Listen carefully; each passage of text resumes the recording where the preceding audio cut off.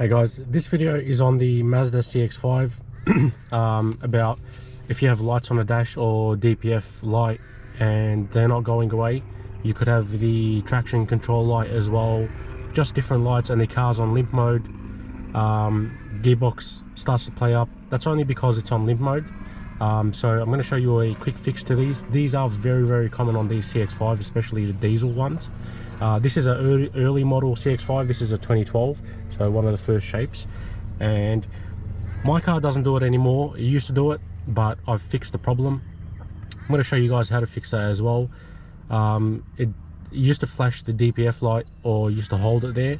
I tried regenerating it, didn't really work or do anything. But this is because these cars are very common on these sensors. They start faulting up. So I'm going to show you what sensors I'm talking about.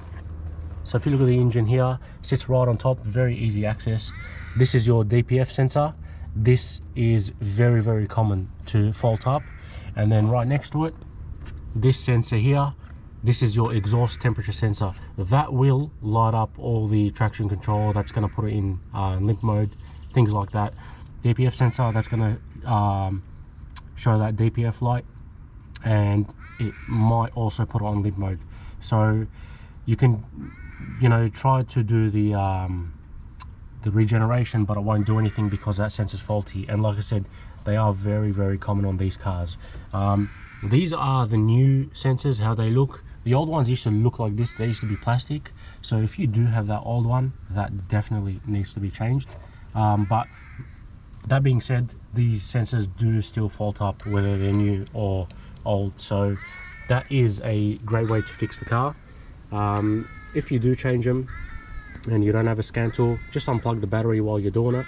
So when you do plug everything back in, you plug that battery back in, at least it will refresh the whole system, the ECU, and so it recognizes that it's got a new sensor in place.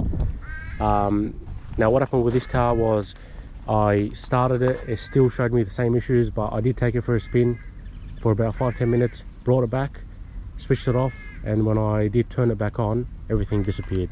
So it fixed everything and now it's good to go. So that's how you fix the DPF light and the limp mode on these cars. It's just those two sensors there. You can buy them brand new, or you can pull them off from another car, as long as they're working and they're not faulty.